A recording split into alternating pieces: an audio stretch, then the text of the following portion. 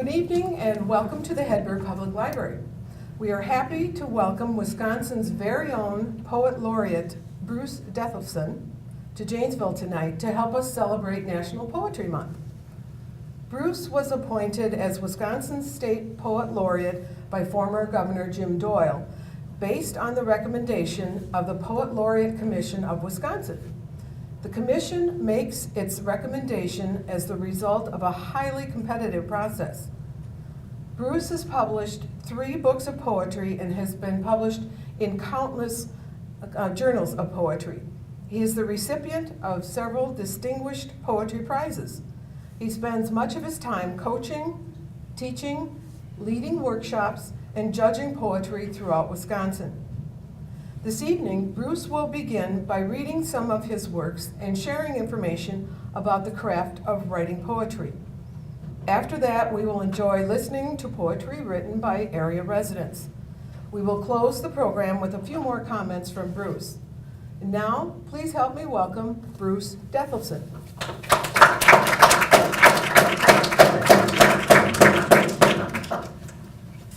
Thank you very much, Jean. It's very nice to be in Janesville. I was reading to 3rd graders this morning in Johnson Creek, and this would be a little different. I had to read nothing but family-friendly kinds of things, and this might be just a little different. When somebody calls after 10 p.m., when somebody calls after 10 p.m. and you live in Wisconsin and you're snug in your bed, then all I can tell you, somebody better be missing, somebody better had a baby, or somebody better be dead. I tell students when I go from town to town, I ask how many artists are there? How many artists are, any artists here? Yeah. And what I do, I give them permission to be artists, because we need, especially in these times, we need artists. And it's the art that makes us human. And I use the story, have you ever been in a theater and you're watching the movie and you start laughing and you notice that you're the only one laughing? Then you probably are a writer or a sculptor. This is called Laughing in the Dark. When the theater's dark and you feel the others breathing, when the screen's a smash with light, and you hear Marilyn Monroe as clear as anything sing, "Dying is a girl's best friend instead of diamonds are," and you laugh so hard you think you're gonna die, and in an instant realize you're the only one laughing. Then congratulations, shadow laugher, you're an artist. Probably a poet, well, maybe a critic, or a dancer, or painter, or sculptor maybe, but an artist for sure. I do collect poems from folks around Wisconsin, and I was in Sun Prairie in December, and a little girl, a 2nd grader, named Stella Bloom, and I have permission from her mom to read her poem. 2nd grader wrote this poem, and it's called Noel the Mole. Here is a mole in a deep dark hole. In this hole lives a mole called Noel. He eats black coal, he plays rock and roll, and that's the whole story of the mole called Noel. He's a hole-dwelling, coal-eating, rock and roll mole. I teach poetry, and there's about 20 things that are absolutely perfect with this poem. Great sounds, and it's funny, because I like it a lot.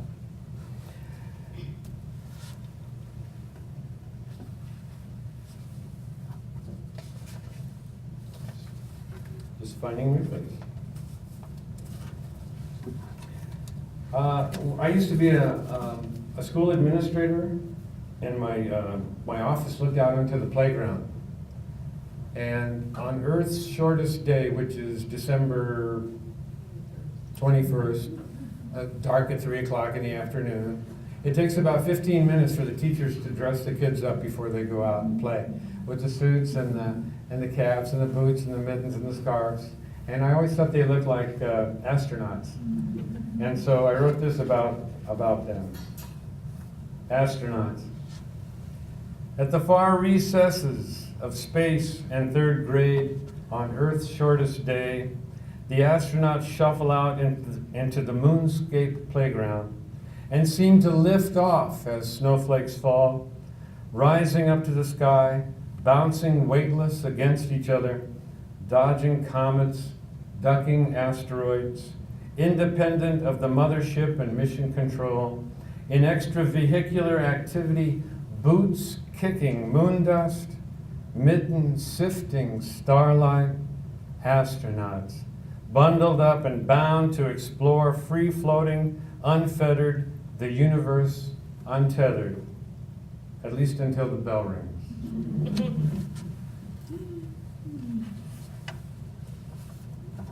Do you know what flagella are? The little bacteria guys that swim around under the microscope? That's about as much as I know about science. But I use the word flagella in this. This is called hummingbirds. Flagella move so fast, they think that hummingbirds are dead. Hummingbirds know that we are dead. We mostly think that trees are dead. The trees think the water's dead. The water thinks the rocks are dead. The rocks think the mountains and the world is dead. The world thinks the universe is dead. The universe thinks that God is dead. And God, who knows what God thinks? You know, sometimes though, I think I make the world go round simply by walking on it and pushing backwards just a little with each deliberate step. You don't have to clap after every one. You really, I'm serious, you really don't. You really don't. But it isn't a funeral either, so if you can boo or holler, or I've seen it all. About 100 years ago, in 1950, I was 2 years old.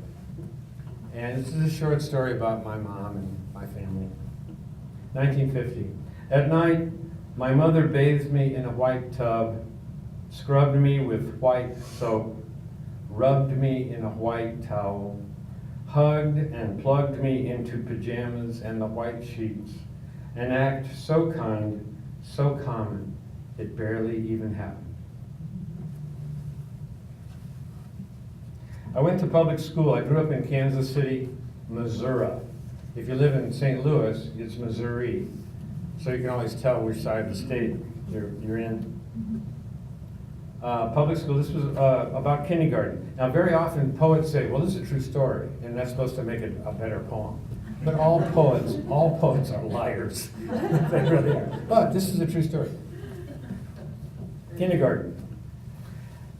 Apple.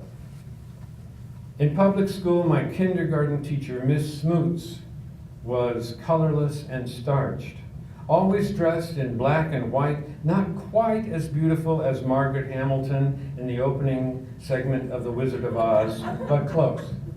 I believe she was made of naugahyde. I'm sorry, she'd say to a child acting up. I thought I was the teacher here, but you must be the real teacher, and teachers must have a classroom, mustn't they? I wonder where we might find one, leading the pupil by the neck. Oh, here's one now. Then Miss Smoots would tie my classmate up, face down, around the base of the toilet in the bathroom, by the wrists with a towel or two. If you cry, she'd point out, you'll go to the principal's office. And you don't even want to dream what goes on in the principal's office, now do you? One afternoon during recess, I stood fascinated, watching the second grade girls do skin the cats. They'd hang from their bars, throw their thin legs up between their arms and land somehow on their feet on the other side of themselves. Upside down and almost inside out, their flowered skirts draped over their faces. They looked like they were made of rubber bands. And after a count or two, they'd flip back and resume being second grade girls again. I could watch them forever.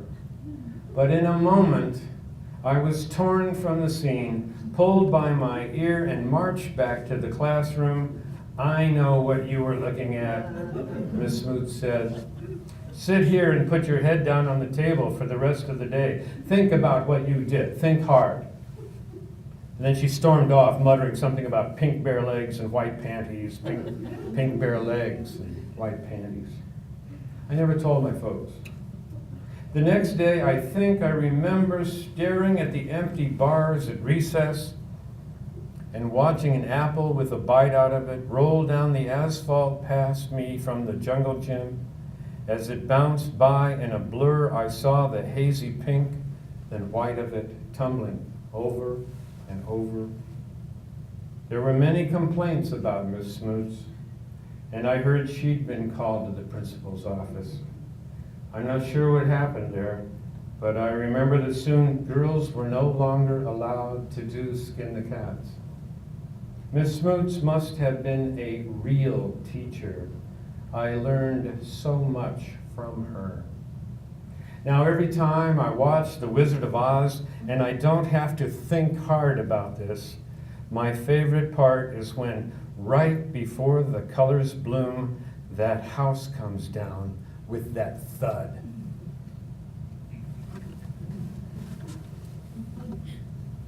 That's an awful thing, isn't it? But yet I went on to first grade, and Mrs. Miller was like everybody's grandma, and everybody just loved her, and then I stayed in school for another 30 or 40 years.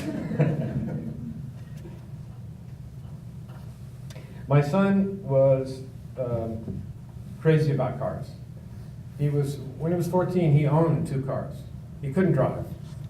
He would sit there and honk the horn and put the windows up, and he just loved cars. And this is a poem about him. It's called Monte Carlo. You know what a Monte Carlo? Nice looking car. Nice looking car. At 14 and a half, he thinks the future's wholly one full tank of gas. Just nuts about some Monte Carlo parked inside the 3rd row of a used car lot in Green Bay. The car's a 2-tone job, he's told one owner, a retired Polish Catholic mechanic from the Chevrolet garage, who only drove it to Packer games on sunny days, at least until the funeral of his wife, and not again. Imagine Dad, an 83 with 60,000 actual miles, for under $1,000, but they say they'll take 900 cash. The boy, the car, conceived and manufactured at the same moment exactly. The cream and green boy revved up, gassed up, hitting on all 8 cylinders, his eyes on high beam, braces, chrome and sparkle. I smile, kick his tires for luck, pat his hood, and climb on board. The father, the car, into the sun we slowly coast. Amen. Actually, the amen's not on there. It sounds like there should be. Yeah. The father, the car, into the sun we slowly coast.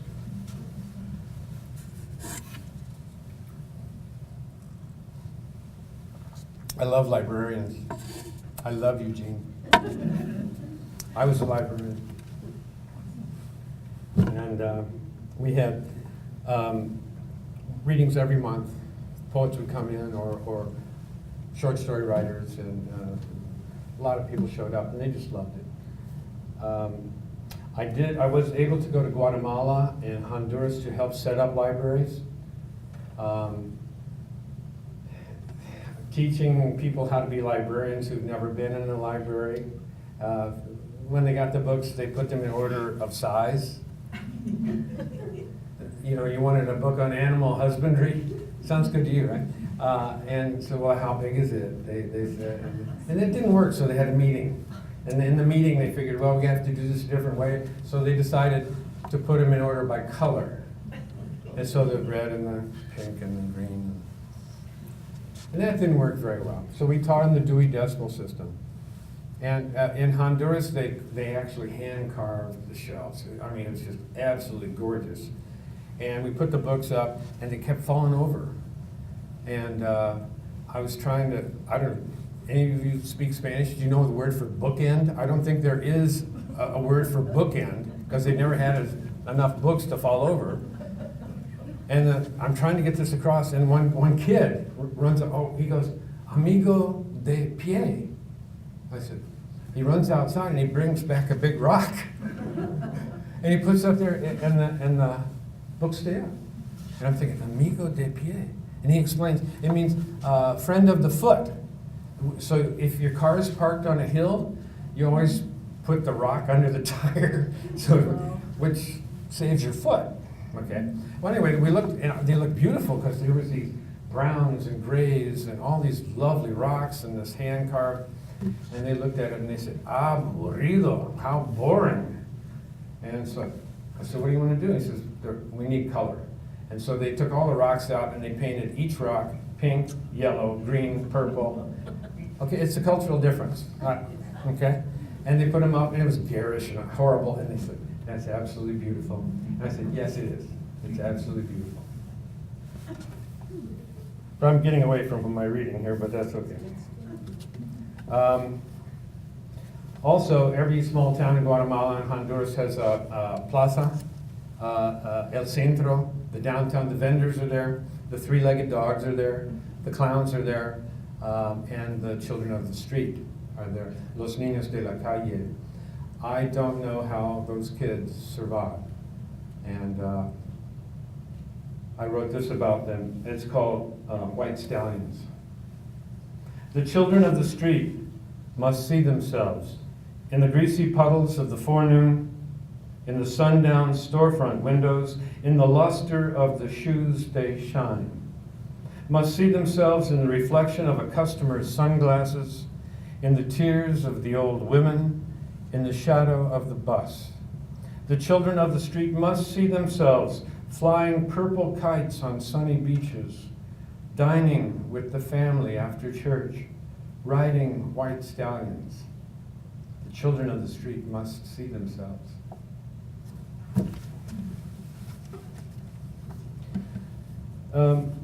Anybody see the moon last night? Yeah. Do you have a name for that kind of moon? Sliver. The what? It was like a sliver. It was Sliver. the thinnest I've ever seen. Yeah, I always call it fingernail moon. I found out earlier that some of the third graders their moms call it the toenail moon. Cheshire cat smile moon. And I wrote this in Guatemala. It's called Fingernail Moon. Starts off with epigram or epigraph. I always get those mixed up, so I just call it an epithangy. This starts off with an epithangy, and it is Todos los poetas son lunáticos. All poets are lunatics. We agreed that we'd look up and find the moon to say goodnight. You at 10 o'clock, me at 9, me in Guatemala, you in Wisconsin. I'd been TV switching back and forth between Lassie barking Espanol and couples calling in describing just then how they were making love. At 9 o'clock, I opened the window and looked out past Volcan Santa Maria to see only low-slung, scratchy clouds that smelled of yellow diesel fumes, the color of corn, the flavor of corn. So how did it go for you? I hope you saw the moon hang in the sky somehow tonight, if only but a fingernail. I know now why all poets are lunatics. Good night.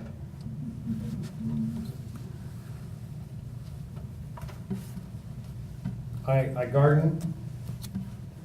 I have a garden that's 40 by 60. And I try not to water it. I think that's up to nature to do that. I just hate watering. I hate watering lawns, but I want them to grow. You know how that goes. This is called Breather. It's the title poem from my book that's over there. I stand and rest one hand upon the hoe, and then my chin to take a breather. My hat is off. The sweat rolls down the inside of my glasses. This is the 21st garden I've planted here. With every wave I feel the garden rise and fall, a swimming raft in a lake of giant pines, farmhouses and corn stubble. A bounce of golden light defines the roundness of the earth at sundown. What language is spoken here? Brother, if I only knew. I'm a migrant worker drifting in my own garden, a tender man, a passer through.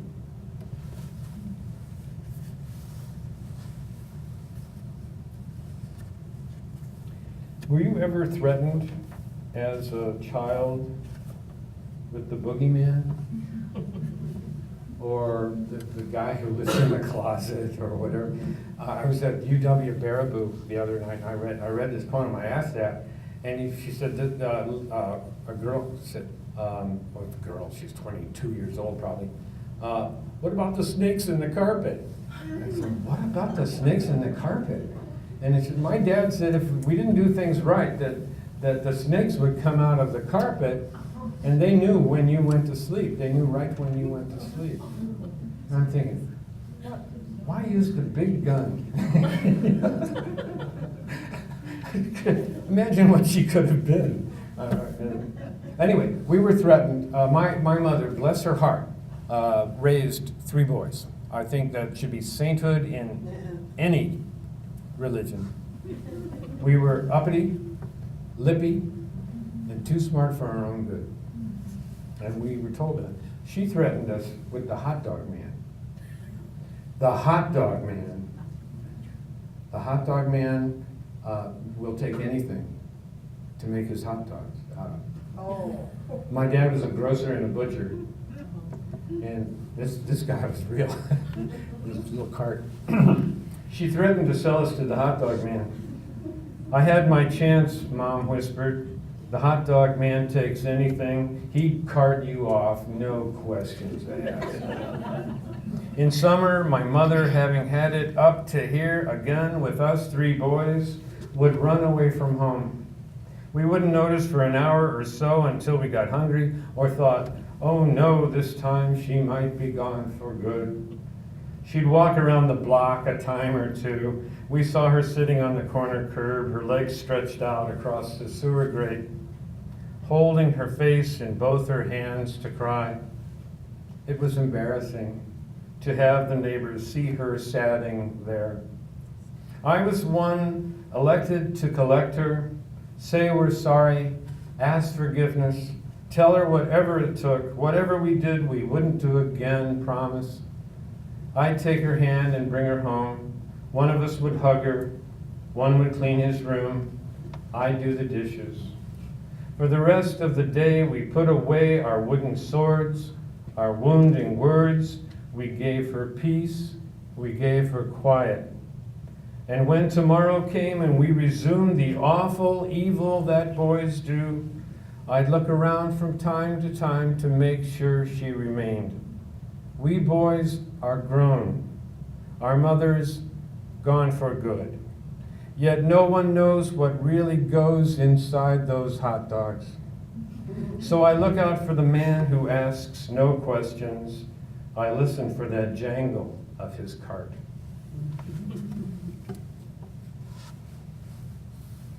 I'm going to read you a terrible one. When I was in college, I went to college in La Crosse, and I worked at Lutheran Hospital in the emergency ward. You see all the stories. It's a great place. And there was, this might have been true, and this might have been an urban legend, but it was a good story. Short poem. In the living room. The following day, the authorities asked how it was she'd come to sleep with her dead husband for 3 nights running. Couldn't tell the difference, she said. Yeah, they asked, but what about the smell? Well, like I just said. Isn't it awful? You like that one? Yeah. Oh yeah, that one is awful. That's awful. That's just awful. I did have another teacher in 6th grade that wasn't very nice. I'll read that poem for you. This is a new one. This is about Miss Richards. True story. Crying lessons. You mark my words, Miss Richards said. Each one of you sometime this year will run from this classroom in tears, some more than once, I guarantee. This is how she started on the first day. 6th grade God-hater, she was right. In January, Kathy hollered, holy crap, my ass is bleeding. And we laughed. We knew no better. She fled the class into the hall.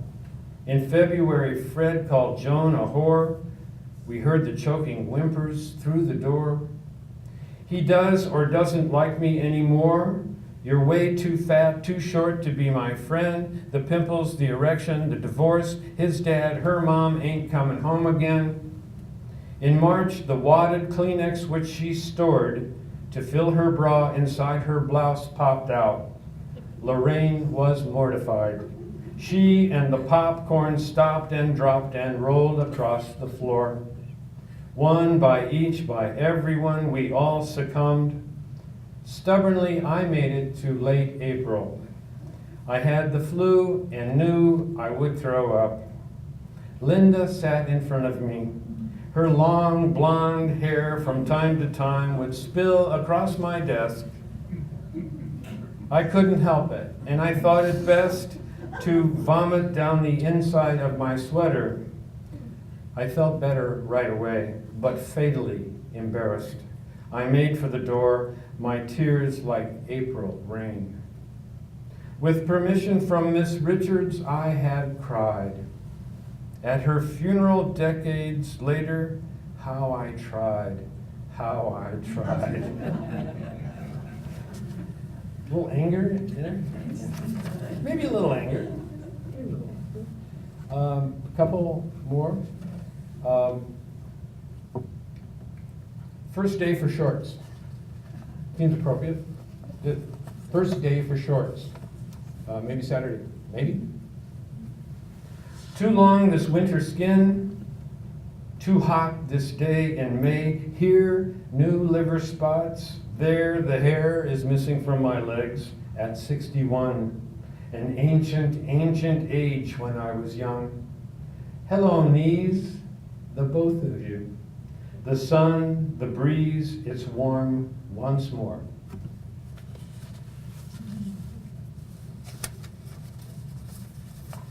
I'll read two more. I used to hide coins. I used to go to the playground and put money around in the playground so my son would find it. I always thought it was cool. I always had dreams about finding money in the alley. 15 cents, boy, what I could do with 15 cents. Great dreams. The flying dreams are better than those dreams, but that's another thing. And I always wanted to write a poem that started one stanza with I hide and the other one was seek. These are called shiny things. I hide coins for my son to find.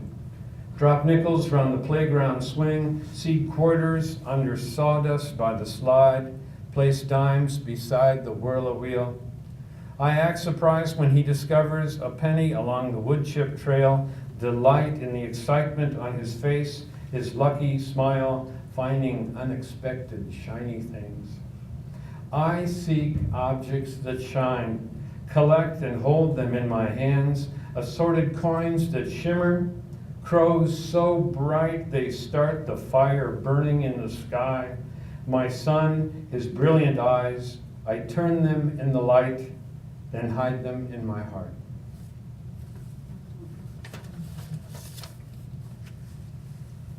This is the last one I'll read, and then I'll come back after I listen to you folks. And I am very interested in listening to your poems. Short piece here. In Just Your Robe. I love to watch you brush your teeth, the back and forth of it, that wiggle action of your cheeks, all four of them, and more. Thanks a lot.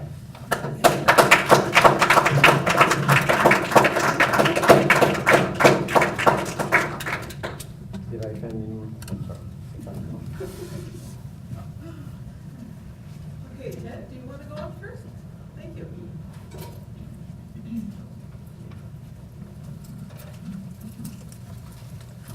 is Ted, and I'm a Janesvillian. And my poem is titled, When a Tree Falls, Does It Make a Silent Scream? A gentle breeze on a summer night, silhouettes in the soft moonlight. The forest stands within the dark. The blazing campfire sends off a spark. Quiet shadows move through the night, staying carefully out of sight.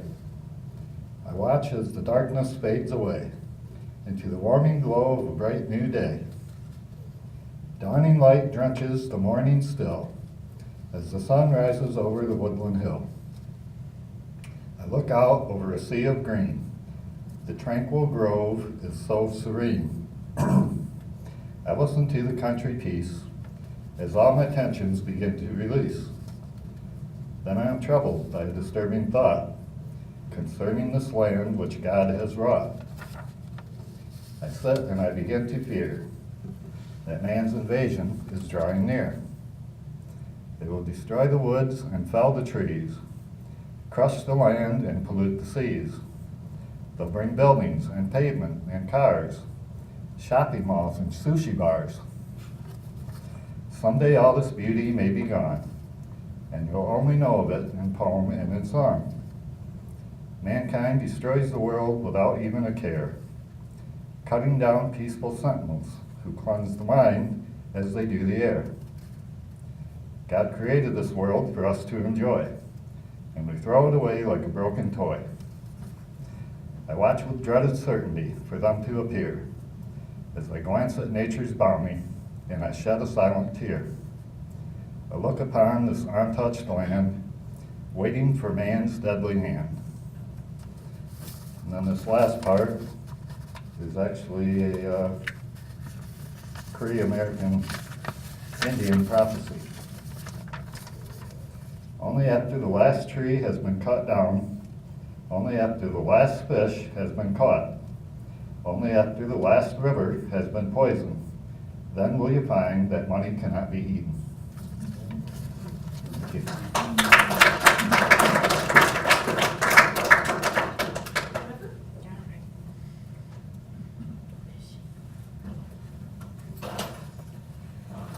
If you don't mind, I'm going to give a little introduction. We actually, my husband and I, just not him, he's a friend, we actually adopted all 4 of our children. And our youngest child, which is my little guy, Zachary, he's now almost 4, I wrote this poem for. And yes, I'm from Janesville, by the way. Okay, it's called Zachary's Poem. Precious one so small, so sweet, dancing in on angels' feet, straight from heaven's brightest star. Zachary, what a miracle you are.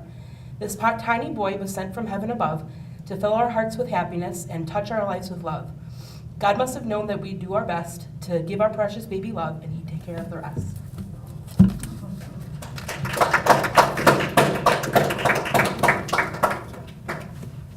Edna?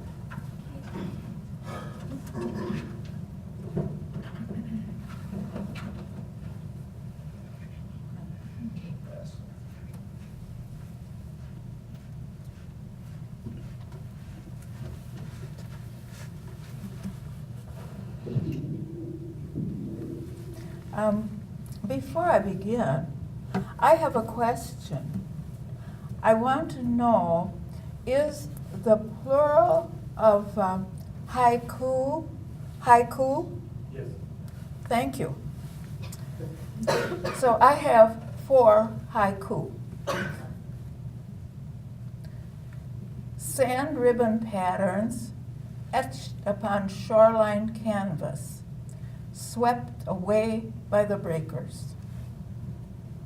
And the next one, sprinkles of violets, star-pointed in newborn grass, winking at the moon.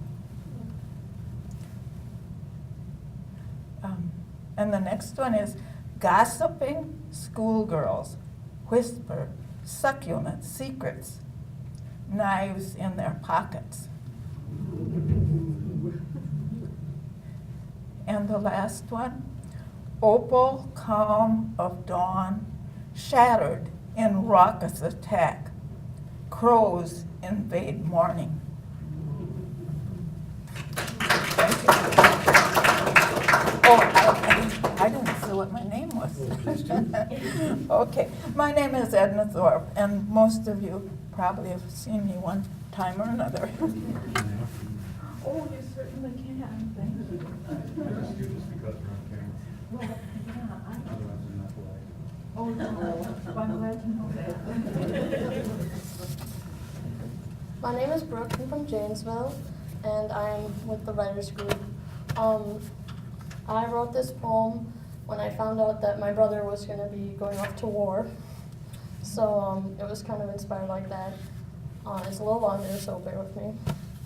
It's called The Bag of Many Things.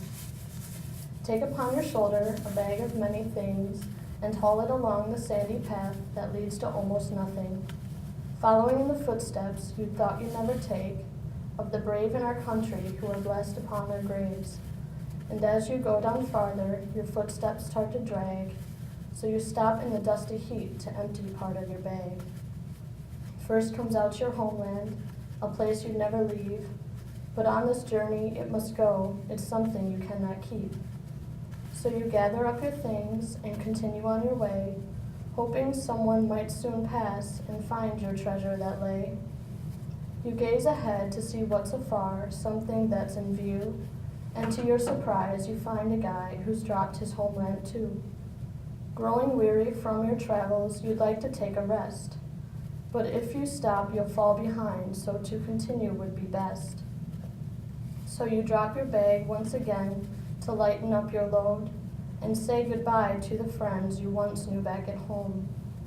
So take upon your bag or your shoulder a bag of fewer things and continue down the gravel road to see what else it brings. Carrying on, you pass someone who has been left behind. It appears to be a family friend left from a soldier gone by. Underneath your feet, the gravel starts to turn, and it's hard to keep your balance with the weight that you discern. Dropping your bag once again to see what's left inside, you find a house you had bought for your kids and wife. The road is getting worse, and it no longer serves a point. So you leave it behind for someone to find and make it his to a point. Pushing forth, you find the road has turned to jagged rock, but it's a path you must continue to serve those on your block. Casting your eyes upward, you see a house evanescent. It's hard to bear, but you understand why a man had left it. Growing weary once again, you're faced with a hard decision, but you have to leave your family behind to continue on your mission. The grief that you feel is hard to bear, but it is something you must do. You cannot let your country down for something you want to undo. Jumping from ledge to ledge, to your death you could surely fall, and looking below you notice a family that wasn't so lucky at all. Taking a seat on a ledge, you peer into your sack, for if you do not take something out, you will surely fall back. You pull out of your bag the only thing you have left, the relationships you have gained when new people you have met. It's hard to let go, but it's something you must do. Coming near to the end, your mission is almost through. You've passed what has seemed the worst and have nothing left to fear, until you notice in the distance there is a soldier near. Turn back, he cries, and pick up the things you've lost. But there is no reason to lose all of that if this may be the cost. Look ahead and study what you see. These men have given everything, and look where they may be. Sunken in the quicksand with nothing but a sack, how can you recognize them with nothing to bring them back? No homeland or friends or home of their own, no family or love, nothing to call their own. All that's left is the name upon their boot, which has sunken in the quicksand to be the government's loot. So the man went back and risked his life to collect what he had once more, for why would he want to risk his life just for the sake of war?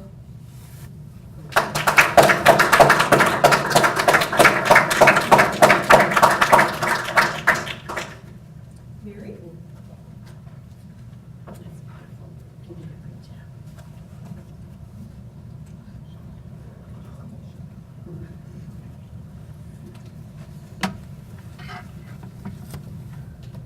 My name is Mary Farley, and I belong to the Janesville Writers Club. first one I'll read is called Summer Storm. Awakened from a sound sleep, I rise to watch the summer storm. My heart races with each new clap of thunder. Birches whirl and dance, bowing before the violent winds. Their arms flail frantically, their leaves ripped and tossed to the ground. Lightning electrifies the sky. Bolts of pure power light up the night, strobe lights in a disco, constantly flashing and clashing. Finished with us, the storm moves on to pound and drench some other sleepless town, leaving an eerie calm, limbs torn from the swaying trees, a gently falling rain.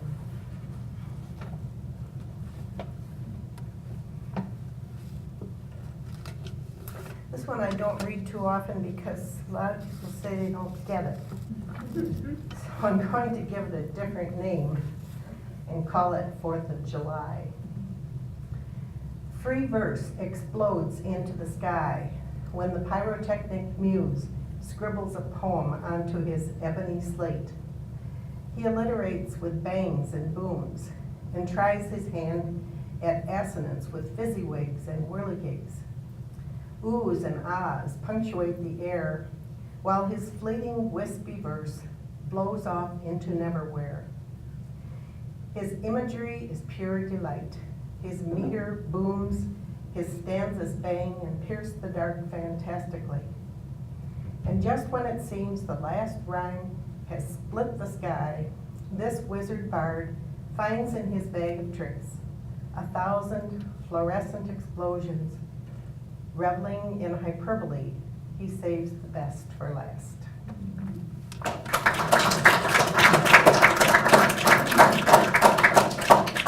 Dave.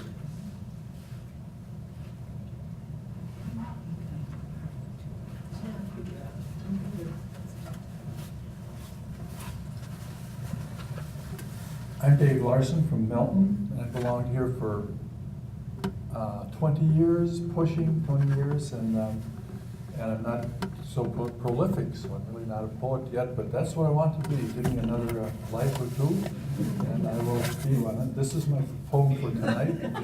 Get this the right way. Okay. The Great Divide. Texas east to west, Wisconsin up north and southern. A marriage of two lands. The question, where to eternal rest?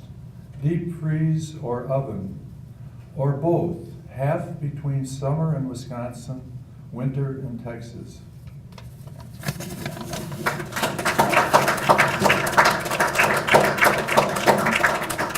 Marilyn.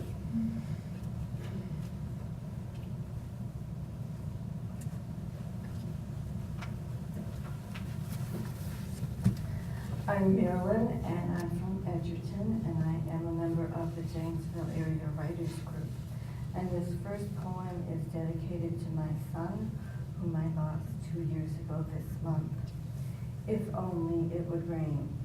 If only it would rain. If only the clouds would build higher and higher into the atmosphere. If only the clouds would darken and replace the searing sun with scorching strikes of lightning and the silence with crisp thunder. If only the dew point would rise and then the moisture be released. If only it would rain, then maybe God would cry with me. Next one is called Warm Front. It's a little bit lighter.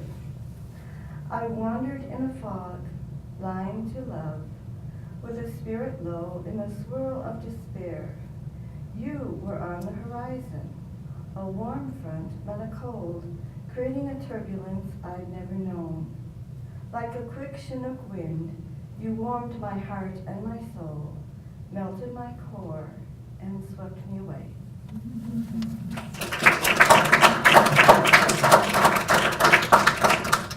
Colette.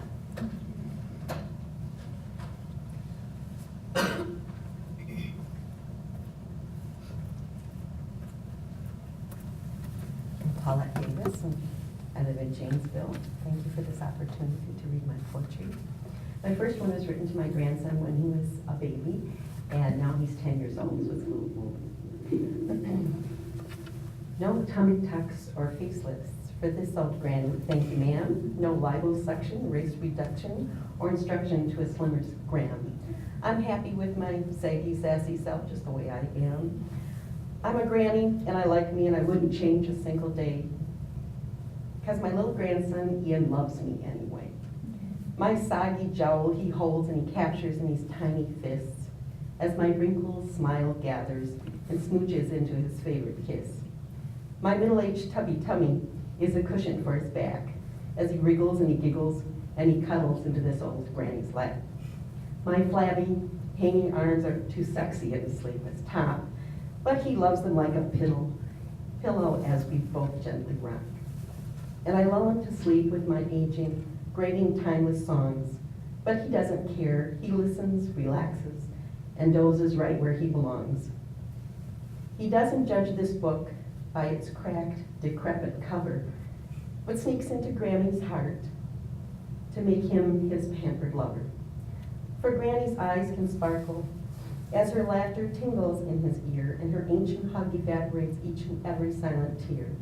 And only grannies know the wonder of a little child's fear when he nestles in her arms to rest and knows that God is near.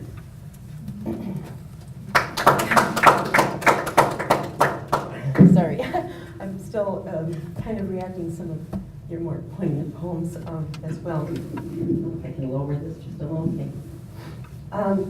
My last one is called Justice, not quite as positive. Moral image-making monsters charge the wall, bringing down her structure all in all. Moats and myths and battered gates tumble while good justice waits. Locked up in her chamber tower, she weighs the balance of her hour. She looks back and down upon the siege of 1,000 days when she was liege. She tries to leap from her summit dorm and takes the thunder from the charging storm, and catapults of courageous cries swarm and try to save her from her fate. She gasps for one last breath, too late. For time and treasure seal her in an empty tomb, and justice crumbles to her untimely doom. Liars for hire will try to say she's still alive, those of us who saw her die know better than to pay for their solicitation. Justice is dead, their fees are fabrication.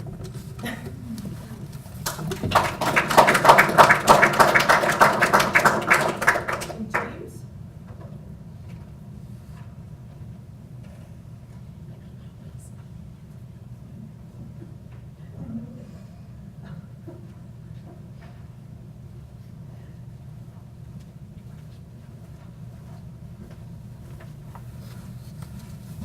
My name's Jim Thorpe, and I'm from Janesville. I'll set this up a little bit. I work in Rockford and take a walk at lunch every day, and there's a house that I walk by that has an elderly lady that lives there, and she probably mows her yard twice a week at least.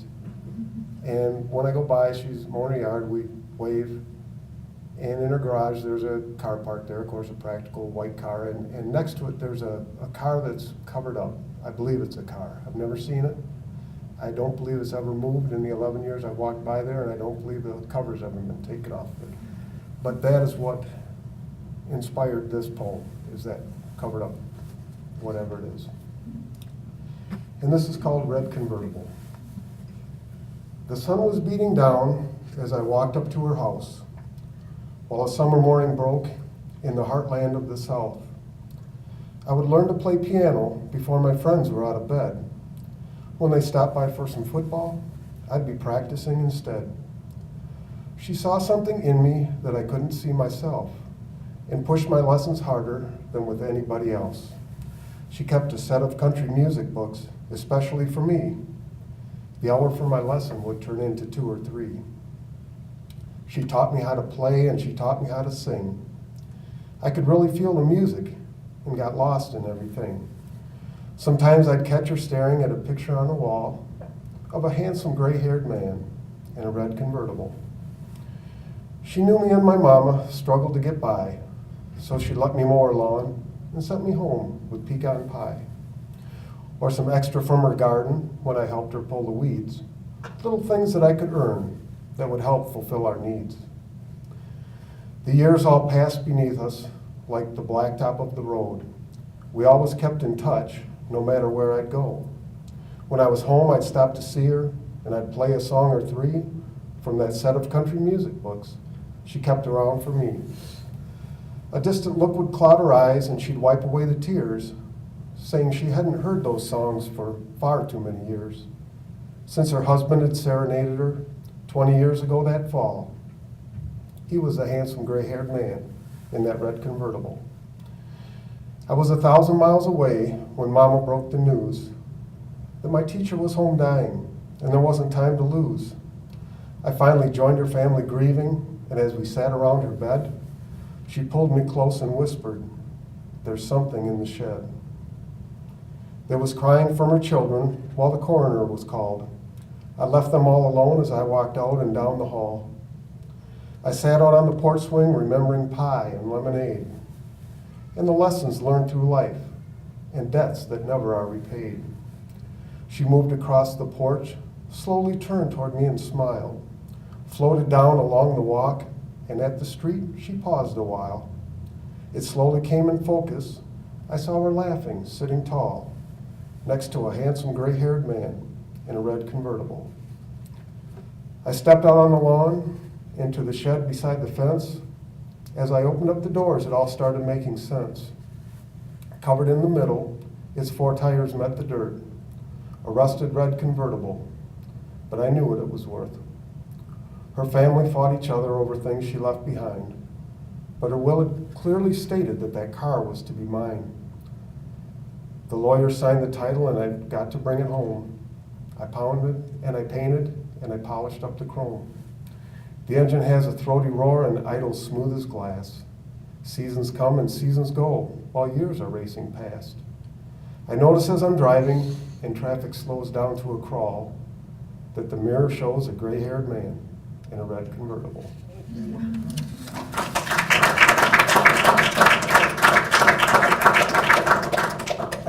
have time for anyone to go back up, so feel free to do so. Yes. Okay, yes. Don't forget, we do have food back here. We have plenty of cookies and treats, so please help yourself anytime. The enemy appeared overnight, seemingly from nowhere. They stood rugged and stiff in the early morning air. Many had gathered here as they held their ground, with hardly a space between them, in such numbers they were found. They seemed to have sprung up like weeds in the field. In their multitude they formed a mighty shield. Suddenly amongst them there grew such tension and fear, for towering over them a mighty warrior did appear. He was tall and lean and strong, with an arm like chiseled stone. His blade was straight and sharp, and could slice right to the bone. As the light flashed off its sharpened edge, made from hardened steel, they knew there was no chance of truce, nor choice of an appeal. He gave his weapon a mighty thrust, and cut right through their mass. It was then they knew that their worst fears had suddenly come to pass. He didn't stop his carnage until all his opponents were done. When at last they all had fallen, he knew that he had won. He looked about with scrutiny where all his foes now laid, and then he slowly moved away while wiping off his blade. Now this may seem a mighty battle between enemies duly sworn, but it's just a man shaving, which he does every morning.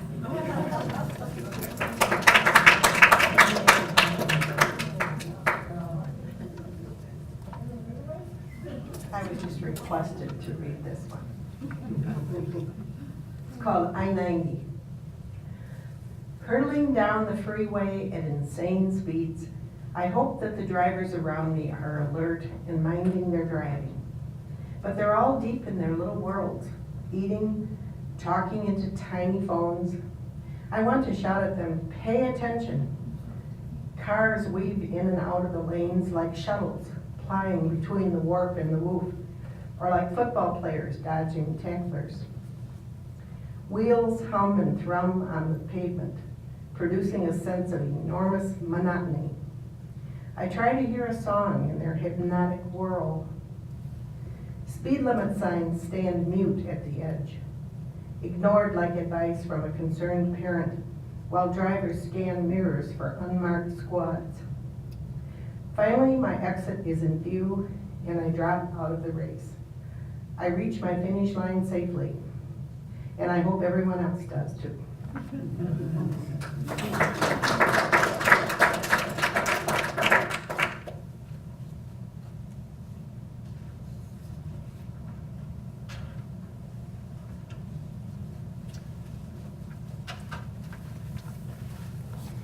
This one is called Prayer Chain. My prayer chain blossoms as day wears on, expanding petal by petal as each person comes to mind. One by one, like fine wine, my thoughts and prayers flow into one sweet bouquet.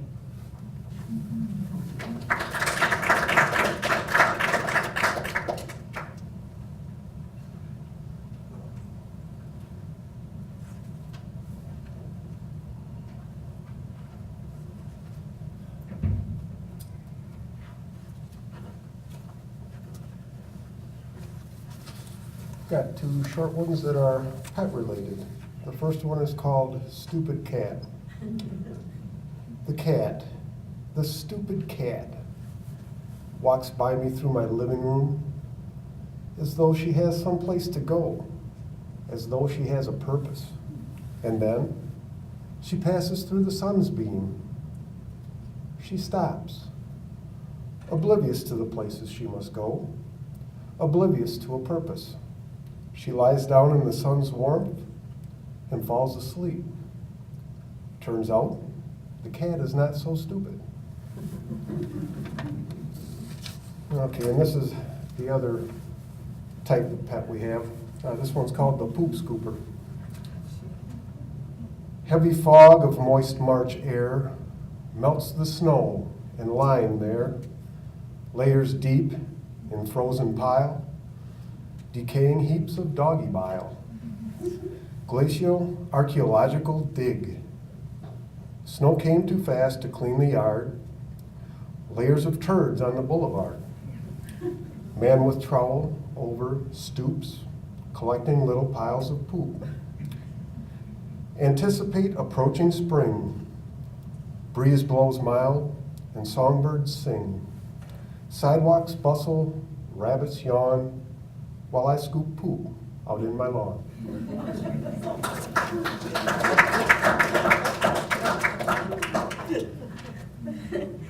That's a really hard one to follow.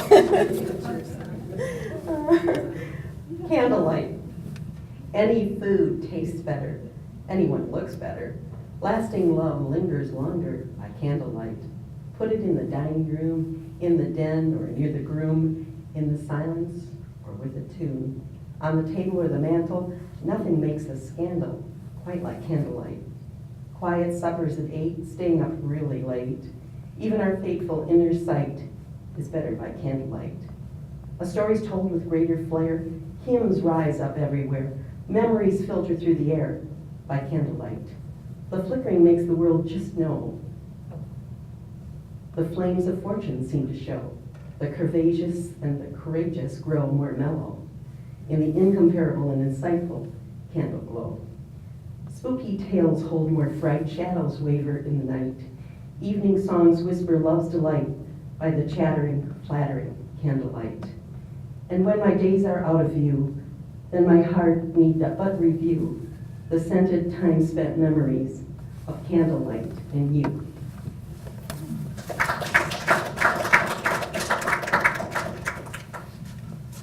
Thank you, I really enjoyed your poetry. Ever since junior high, I have enjoyed a good poop poem.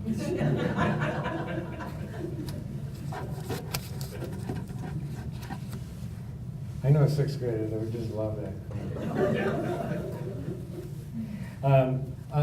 I'll answer some questions if you, still running? If you have any questions about poet laureates, or want to be one day, or Do you have any questions? Yes, You ma'am. mentioned that you are a teacher. Where do you teach? I was a teacher. Oh, you were? I am retired. Okay. I recommend retirement for everyone. I was a school librarian in Nakusa, near Wisconsin Rapids, a school administrator, and a library director in Montello, the red granite quarry. Lovely country. Any other questions? Thank you, Edna. Yes, Paulette. I know somebody's name. I love it. Yeah. And you spelled it right. Thank you. How did you first get published? Did you self-publish? Did you find a publisher that was friendly to poetry? How did that happen? I wrote really, really bad poetry in 7th grade. The Key in the Tree for You and Me. It was awful. And then I wrote the sophomore poems. Why, oh God, why doesn't she love me? Why? Which would go on for like 40 pages. And then my dad said, poetry don't plant no corn. Get a job. Missouri man, okay, Missouri guy. In college, I started writing poetry, and I got published in the college paper a couple of times, and it just felt right. And I had been writing kind of secretly all this time.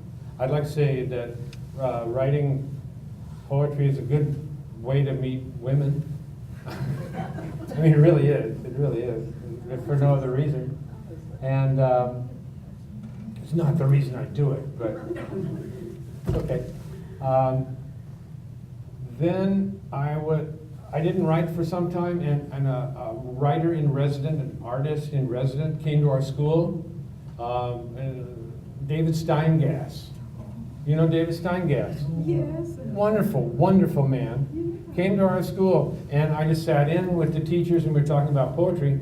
And he said, does anybody have a poem? And I just pulled out a poem. He said, you need to send this in to this man at this address, and he will publish this poem. And I did, and he did. And this was in 1994, and just keep going. Just keep going. It's just something I have to do. David Steingass used to teach up at the School of the Arts at Rhinelander in the Yes. summertime. And that's where we knew him. He also was, one time we hosted a WRWA conference here many, many years ago. And he was a speaker here. Oh. So I've run into him. Wonderful man. You're saying that, you all hear that David does that. I taught at School of the Arts one summer. Oh, did you? Yeah, Ellen Court, who was the first poet laureate, Yes.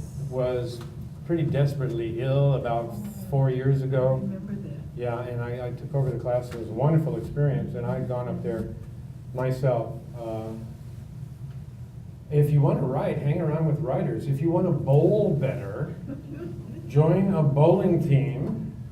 I mean, doesn't it make sense? You know, okay, right. Yes? I was wondering if you had any recommendations, like he gave to you, of where to send something that it could get published for Well, people who are. if you want to write down Verse Wisconsin. Verse Wisconsin. Verse is a magazine, 2 words, Verse Wisconsin. You can go online, versewisconsin.org. They tend to take Wisconsin poets first. They don't take everybody, but they very often take beginners. And it's not a bad thing. And just go online and take a look at their online publications, and then they have a print publication. You will be having a subscription to that magazine for the next year. And so Jean will have that, and it might be fall before you got a new copy, but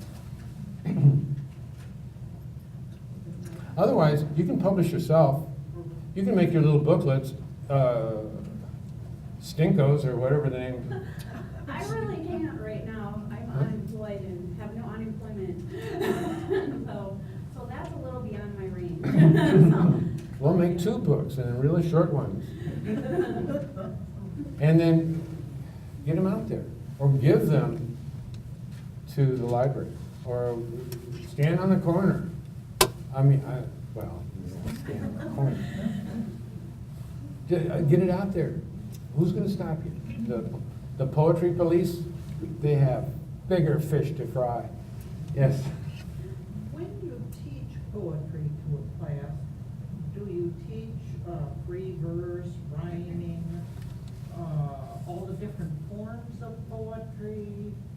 Or how do you go about it? I mean, poetry now is so different from what I learned in school. Yes, ma'am. Everything is free verse, basically. Pretty much. And performance kind of poetry, street poetry, Yeah. rap, But would they ever slam. teach anything like the snow had begun in the gloaming and busily all night type thing? They are the last poet laureate. We were taught, we're the old masters. Do you teach them first and then move on?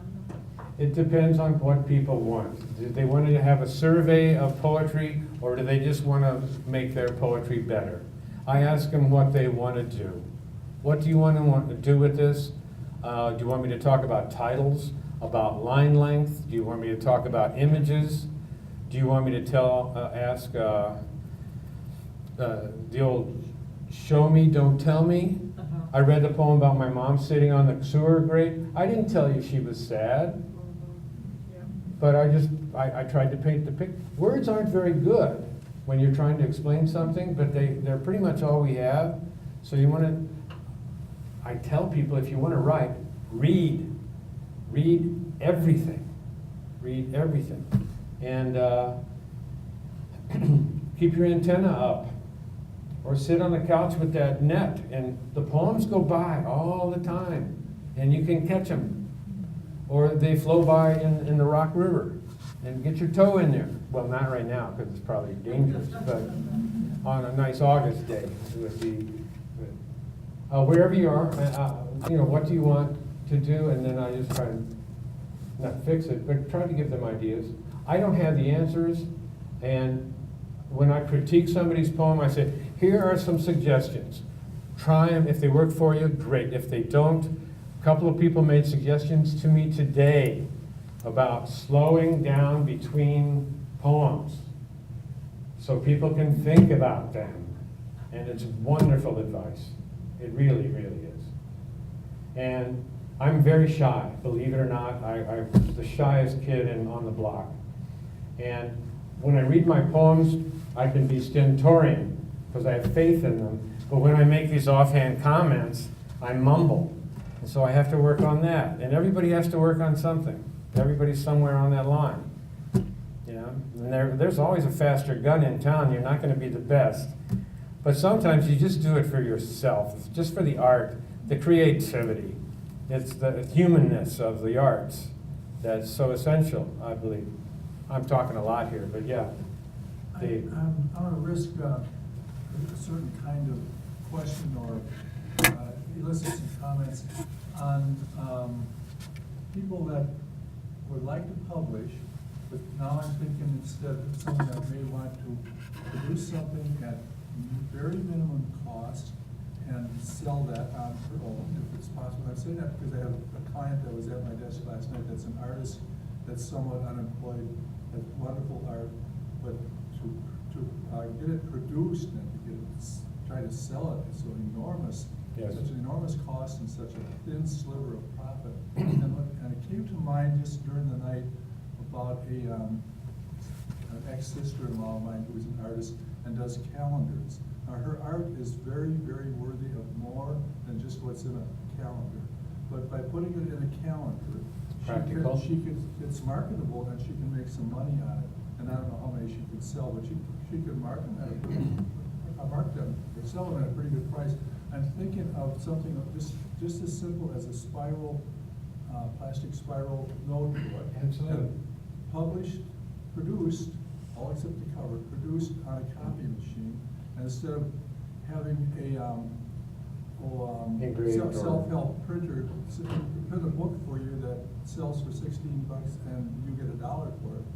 In this case, you could you sell it for $16? Yeah. And have it only cost $1? And then sell quite a few of them, somewhat. Yes, of course, of course. Personally, I would suggest not to worry about the money in selling. Okay, if you're a flower, if you plant a flower and it grows and it's beautiful, do you want it to smell too? I mean, you should get your flower, you should get your poems out there. They are meant to be sung. They are. But we live in the United States of America, and there are a lot of people who don't care. And, you know, so they need to be educated, and some of them are educated. But if you're writing something, don't worry about how you're going to market it. Don't worry about what your mother is going to think about this poem. Don't worry about the editors who sit on your shoulders. Don't worry about, just get it out there and do your art. If it's the best in the world, then it will take off like a shot. And if it's not, there may be a message there too. But, or just do it, I'd say do it for yourself first. And then family, and then your writing group, church.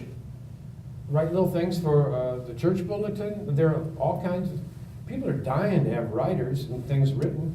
And you know how to write.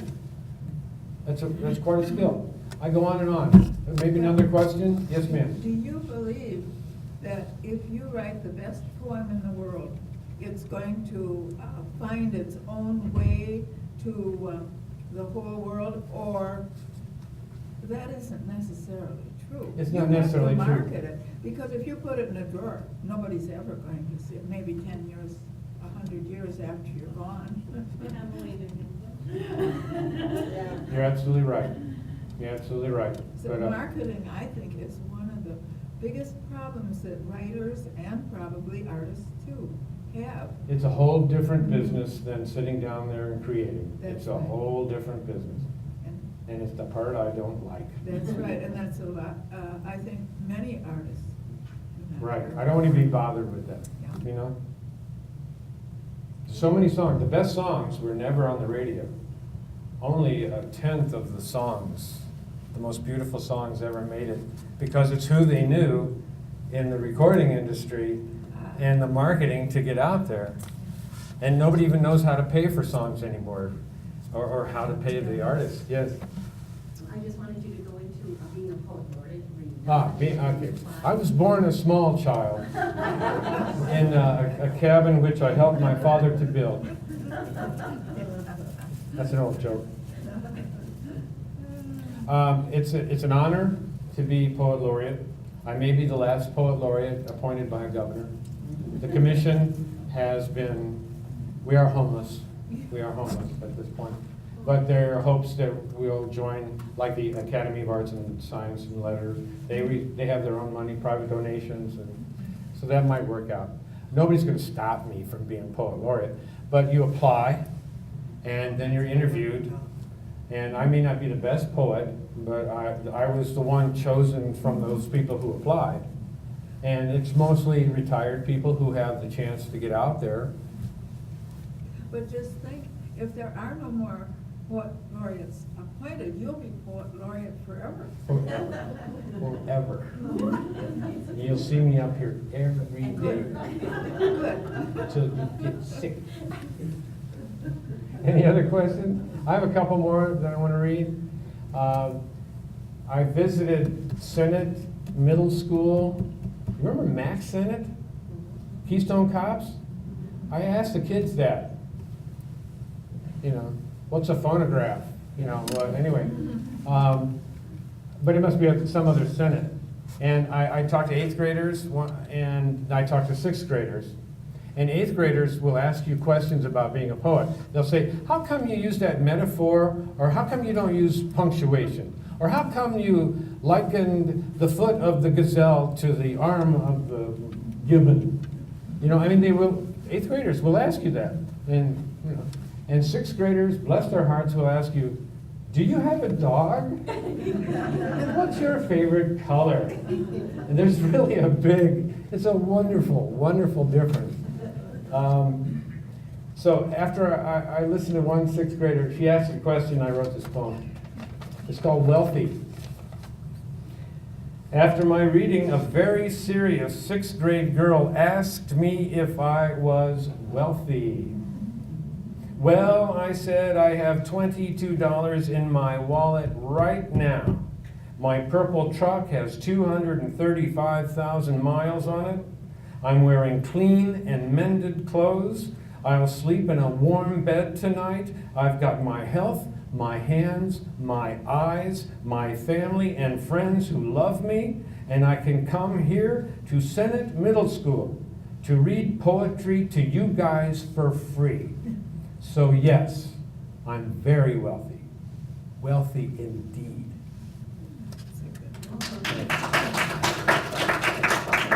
A good friend of mine died a couple years ago.